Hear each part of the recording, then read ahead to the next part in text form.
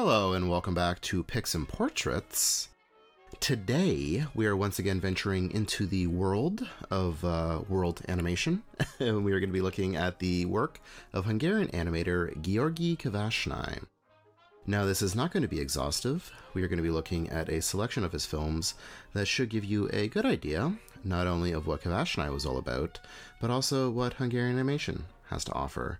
That's actually where I'd like to start here, quickly dive into the history of Hungarian animation, because Hungary is a country with a very rich animated history. There's some really great stuff here. Most non-Hungarians would have been exposed to work from Hungarian cartoonists through George Pal's Puppetoons. George Pal, the anglicized name of György Pál Marxenszak, or 1954's Animal Farm, directed by John Hallis, János Hallis. These are more accessible, as they saw a wider release outside of Hungary. It is very difficult to find a lot of early homegrown Hungarian animation, but I did manage to track down this piece from 1936, The Treasure of the Joyful King. It finds children dancing along, delivering a package to the king, which turns out to be a cigarette. This is a cigarette commercial, produced by Coloriton, Hungary's first animation studio. This was founded by Hallis, along with Felix Kasowitz and Gyula Macskássy, who was extremely influential in establishing Hungary's animation industry. Macskássy produced not only the first Hungarian color cartoon, but also, in a way, introduced the world to the country's work, winning special jury prize at the 1961 Cannes Film Festival for the film Parbaj, Duel. This is very space age, kind of a warning of the dangers of atomic energy, some of the positives as well. We could probably do an entire video on Macskássy, hopefully will at some point. So I'm sure most of what we've seen so far is aesthetically familiar, working with or off of the established norms of the medium of the time, in what animation or cartoon looks like. Everything changes with György Kovásznai. His 1963 film, a monologue, expanded the language of the medium and really just blew the door open. This is a memory of the world the narrator is inheriting, I guess. It looks at the first half of the 20th century through the lens of the everyday experience, or at least this person's vision of it, as she reflects upon the life and experiences of her grandmother. It is deeply nostalgic, incorporating aesthetics and music from different decades as it moves forward in time, from the fall of the Austro-Hungarian Empire up until the early 60s, when the film was produced. There are allusions to popular culture and politics, obviously, both world wars, and eventually it just gives way to abstraction. I would describe this film as anxiety-ridden, or at least angst-ridden. The way it's produced, blending stop-motion techniques, cutout animation, kind of like a collage film, a monologue carries with it just an incredible energy. The following year, he released the very different Metamorphoses. It is a painted film, which produces such an interesting effect. Two people communicating as their dialogue carries on, their bodies change with alternating art styles, all of it painted stop motion. Just the most basic story idea, executed in the most expressive way. The relationship is conveyed through movement and texture, without a single word being spoken. In 1965, he moved to traditional animation with Tales from the World of Art. This feels like the first of his hip films, at least what I refer to as his hip films, aided by their jazz soundtracks. Judging by the title and content, I'd say this is commenting on the emptiness and pretension of creating and consuming art. It is a short anthology film, just 10 minutes, but tells 3 separate stories. The first follows 2 friends who go see a movie. The projectionist loads the film, but it turns into artillery. He just blasts the screen with an onslaught.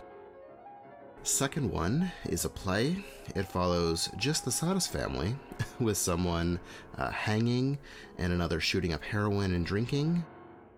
The third and final is about a depressed pianist who is publicly cheered but unappreciated privately.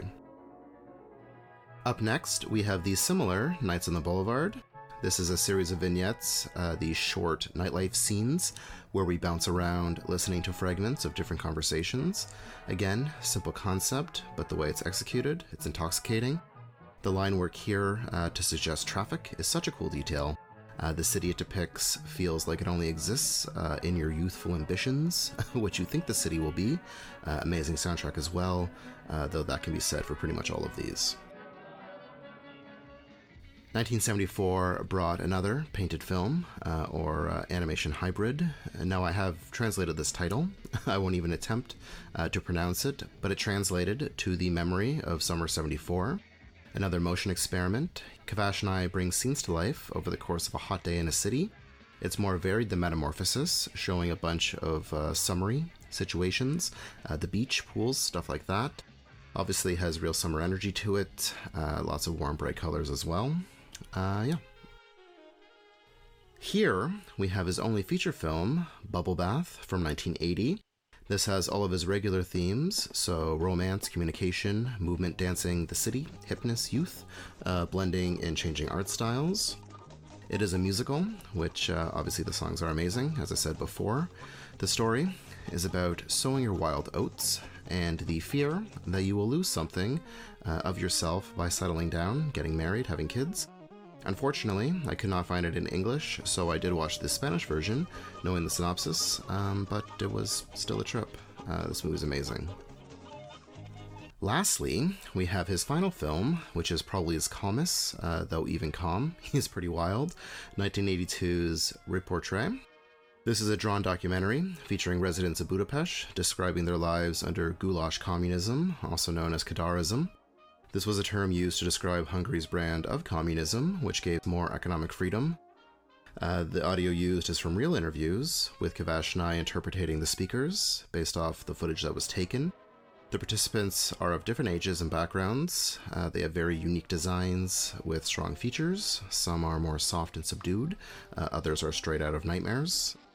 Generally, when we think about genres within animation, we don't usually think about documentaries. I can really only think of a handful, but it definitely expresses the feelings of the interviewees, or at least his interpretation.